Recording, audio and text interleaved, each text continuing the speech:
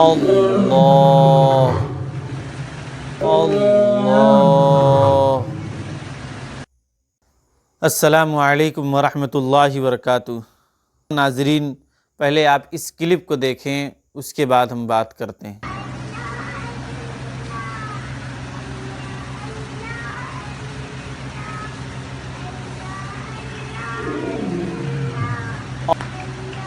اللہ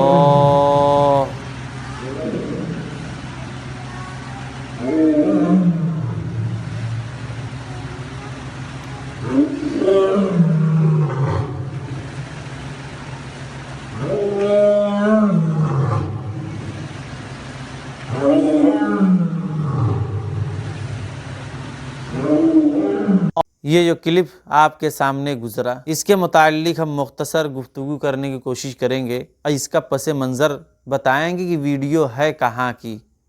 تو محترم ناظرین، اس بات کو آپ سمجھ لیں کہ یہ جو چھوٹی بچی دکھ رہی ہے، یہ پیر ذوالفقار صاحب دامت برکاتہم العالیہ کی نتنی ہے، ان کی بیٹی کی یہ بیٹی ہے۔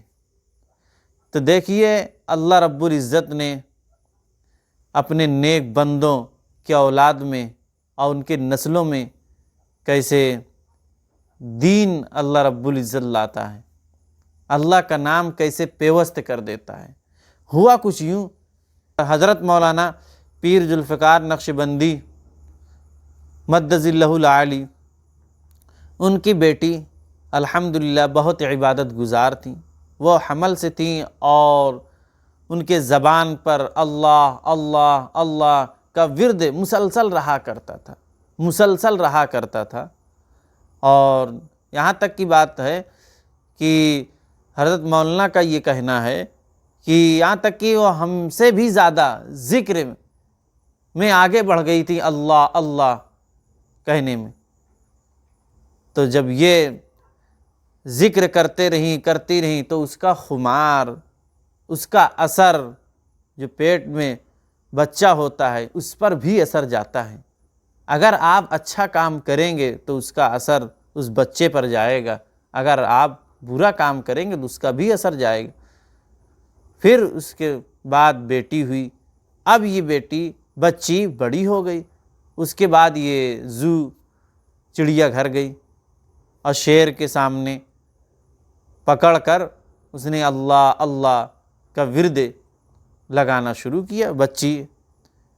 تو اس کے ساتھ یہ مخلوق اللہ رب العزت کی جو شیر ہے، بے ساختہ اللہ اللہ اللہ کا ورد کہنا شروع کیا۔ قرآن مجید میں ہے، اللہ رب العزت نے فرمایا یسبح للہ ما فی السماوات و ما فی الارض، کہ زمین و آسمان میں جو کچھ ہیں سب اللہ کی تسبیح بیان کرتے ہیں۔ تو مختصر آپ اس کی ایک مثال بھی دیکھ سکتے ہیں کہ چڑیا ہو یا چرند پرند یا جانور ہوں، وہ سب اللہ کی تسبیح بیان کرتے ہیں، لیکن ہم سن اور سمجھ نہیں پاتے۔ کبھی کبھی اللہ رب العزت دکھا بھی دیتے ہیں۔ تو اس جانور شیر کے زبان سے بے ساختہ ایک دم صاف لفظوں میں آپ کو دکھ رہا ہوگا، اس کو دکھا بھی دیتے ہیں۔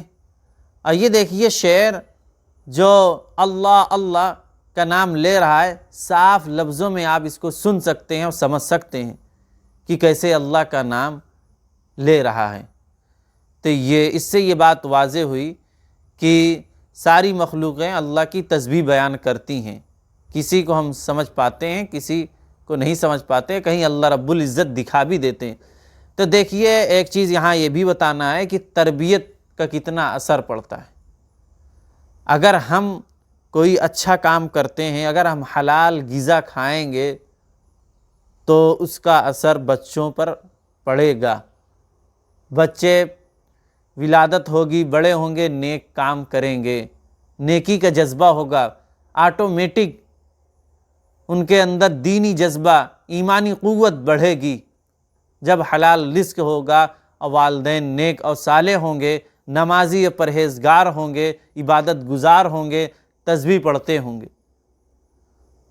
اور اگر ہم برے رہے اور ہماری زبان پہ اللہ کا نام نہ آیا اور ہم اللہ کی عبادت نہ کیے، اور اس کا اثر بھی بچے پر آئے گا۔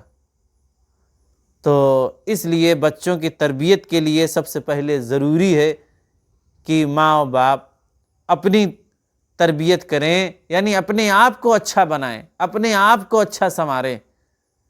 تو پھر کیا ہوگا کہ ہماری نسلیں اور ہمارے آل اولاد یہ بھی دیندار اور اچھی بنیں گی، نیک بنیں گی، جس کی آپ مثال اس ویڈیو میں دیکھ سکتے ہیں۔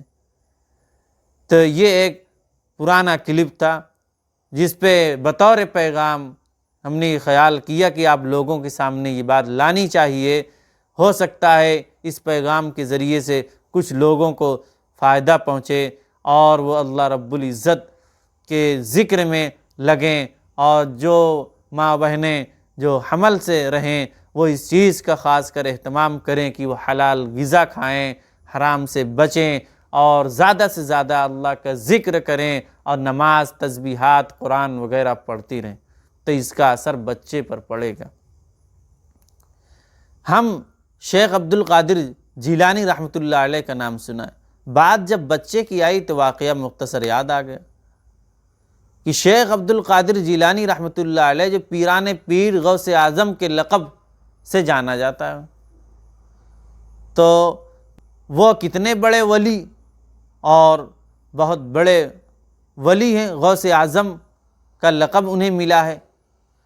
تو میرے محترم بزرگوں، دوستو، ان کے بچپن کا واقعہ ہے کہ ان کی ماں کبھی بھی بے وضو، یعنی ان کو دودھ نہیں پلایا، باوضو ہو کر ان کو دودھ پلاتی۔